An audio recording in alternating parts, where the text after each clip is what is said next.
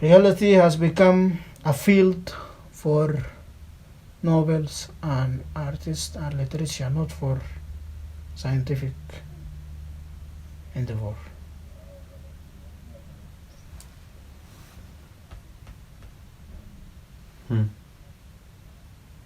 Language. I want to go back into language. Also, language is also an issue. Because each language have a specific, distinct.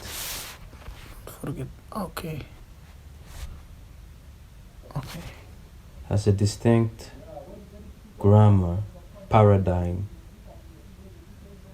and sentence structure, worldview.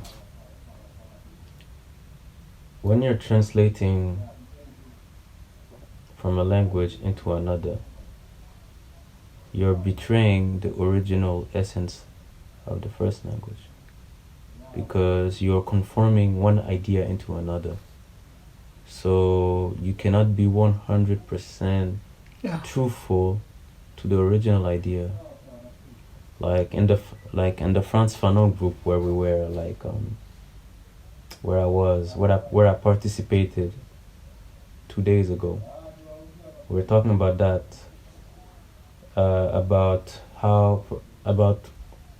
choices of words. And Frantz Fanon was a writer from Martinique.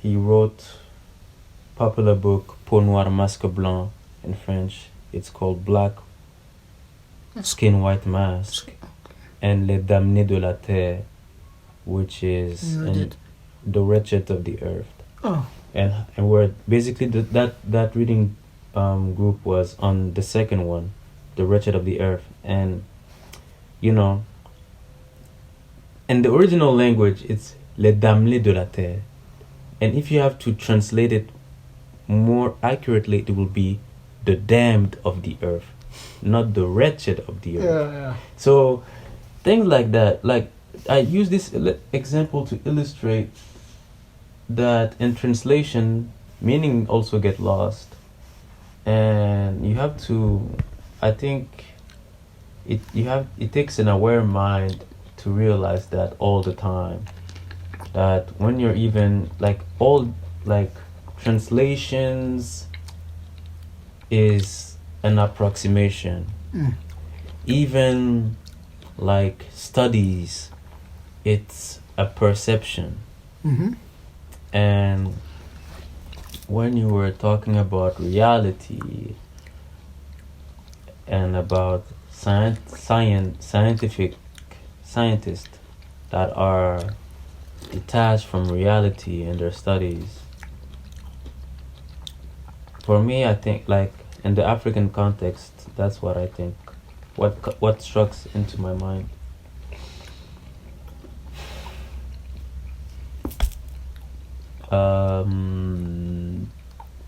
Africans are using English. Yeah, I think Africans, they are detached twice. Yeah, they have double detachment, because first of all they are detached from their genuine community. Secondly, they are detached also from the Western community, because they are trying to become like Western. We want to produce knowledge like Westerns. They are our guidance. They have a lot of things. Also, we try to practice that in our community. You look at your community. Imagine your community. You look at them as other, like as othering them. Like, you go to do field work in your community. You are interviewing your people. Maybe your father, your uncle. But then when you go to riot, say like research community, respondents, like like you don't talk about yourself. You don't consider yourself as a part of them. You look at them as others. Like you are othering them. And you are othering yourself, in fact. I see the With language attachment. also. Because I was discussing this with a friend of mine a few days ago, and he was telling me that he had a conversation with someone from Sudan, and their conversation was normal. They started talking about things in Sudan. When they started to talk about something scientific, he told me that the way of speaking of that guy has changed.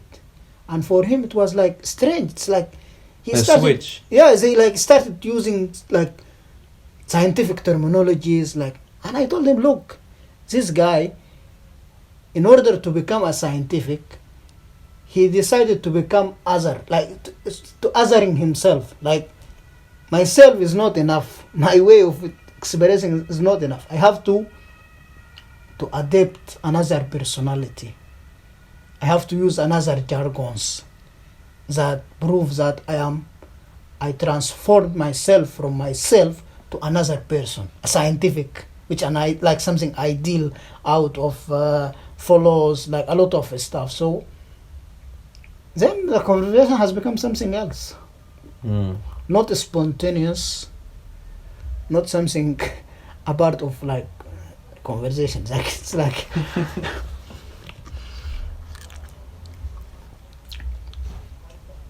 But our ancestors, long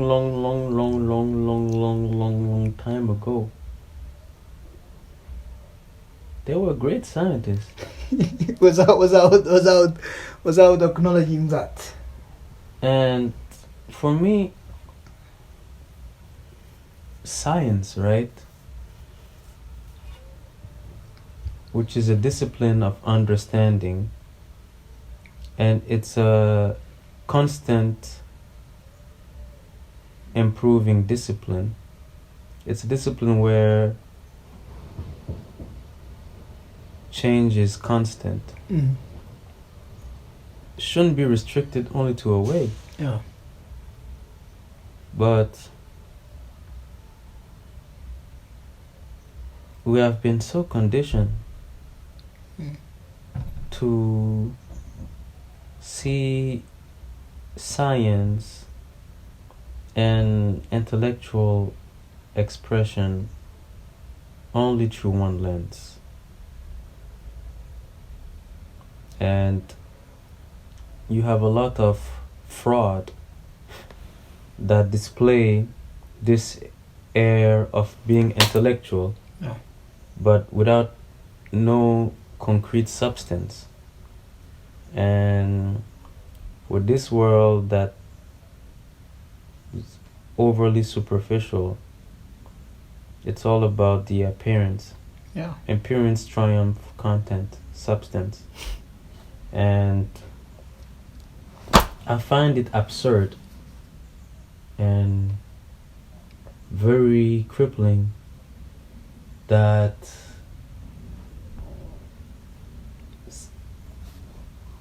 to capture reality you have to go through a lot of protocols.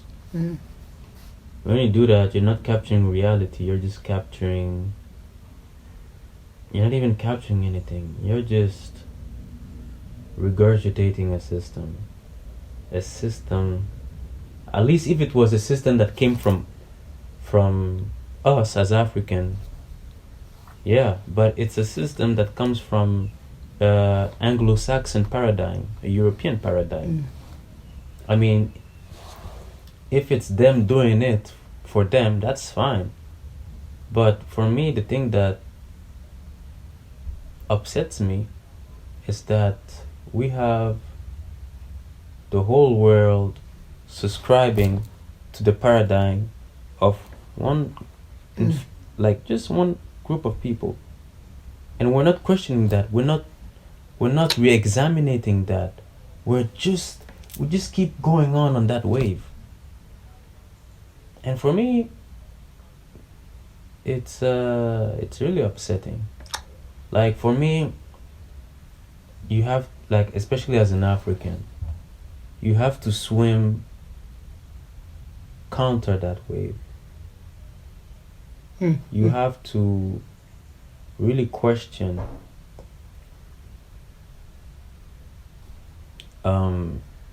that paradigm in order to truly find yourself. Yeah. You have to truly find yourself. Otherwise, you're not doing something substantial enough. Like, so you're telling me You are doing only more of the same. yeah.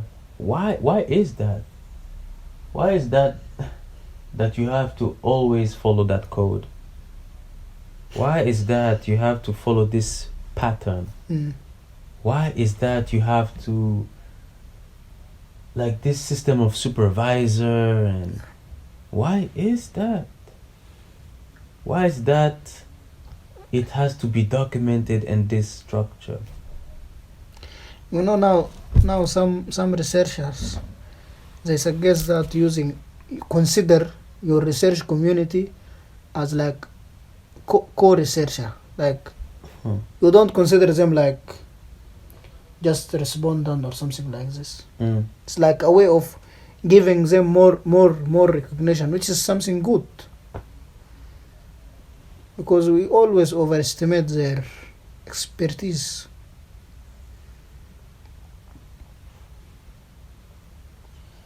But I think in order to change the system, you need to do a lot.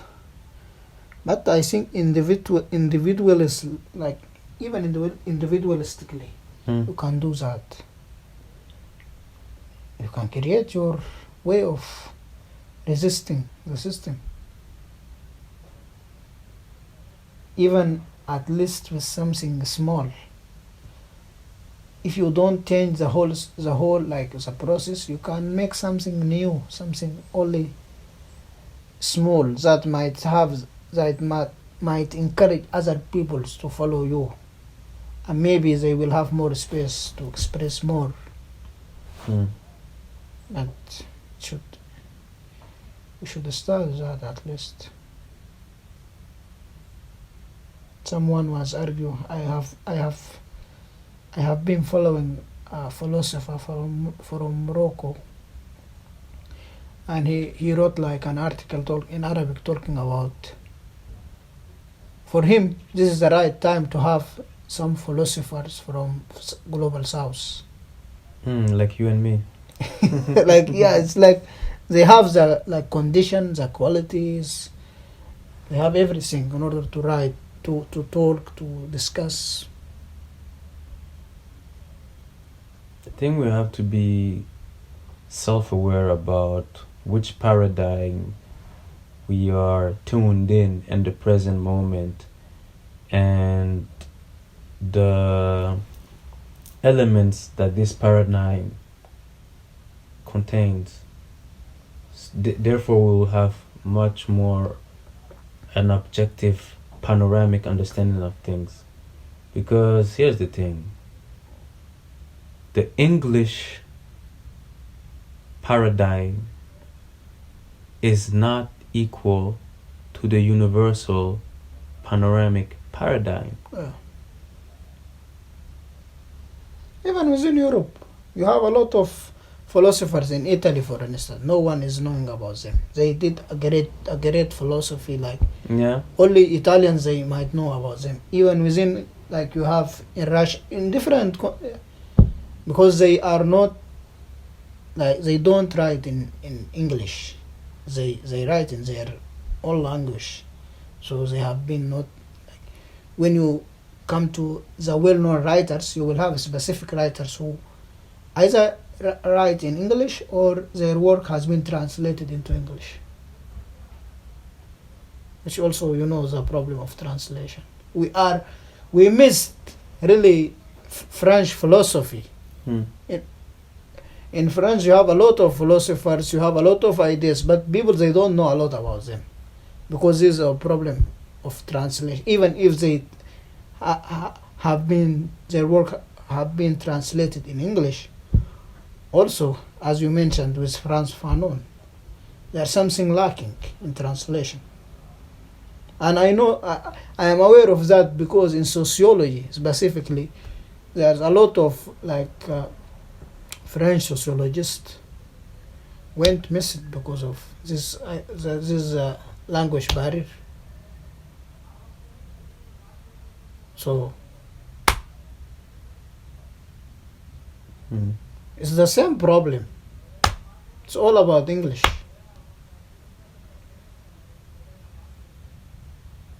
Not Arabic,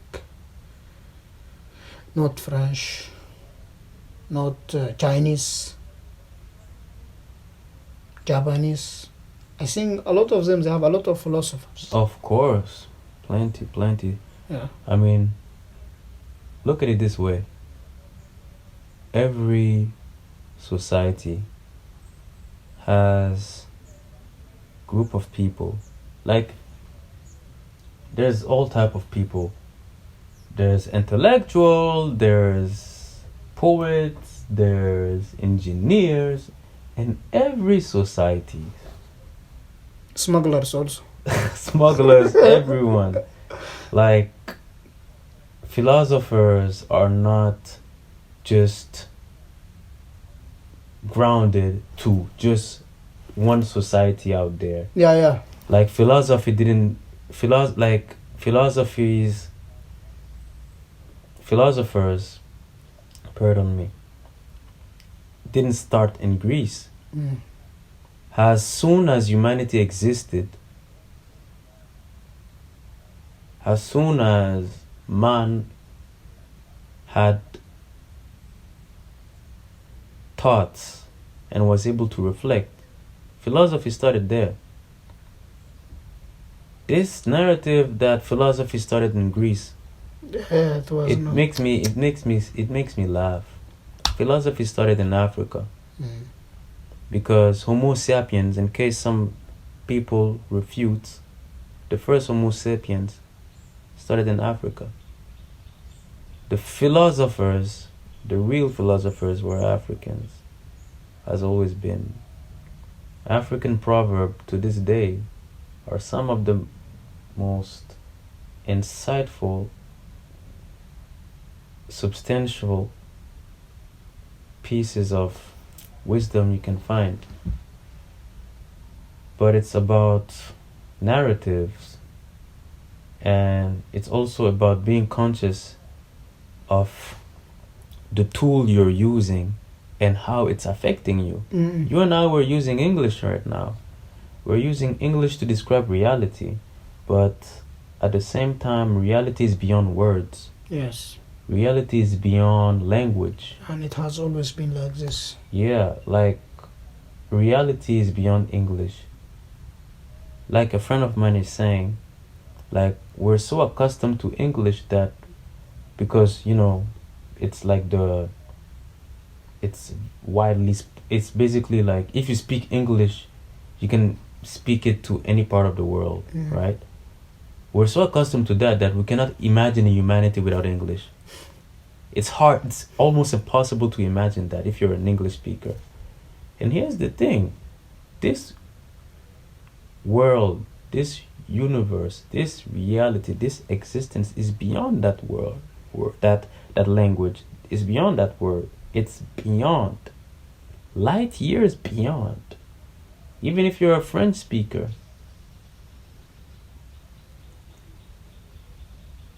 la réalité est au-delà, en fait, de la langue, des mots. I just translated that into French. It's beyond that, and you really have to open up your mind to that fact. And you also have to be conscious and cognitive that when you're using a language, you're using a world view of understanding. So if you are not belonging to that language that you're speaking, be aware of that at least. Yeah. If you're Senegalese and you're using English, be aware that you're using the English. You are not from London. Exactly. If you're from Benin and you're speaking French and you're using that to be a philosopher, just know that you're operating from a French point of view. Yeah. No matter how much you try to retain your Africanity, it cannot be 100% because you're using a French tongue from the get-go.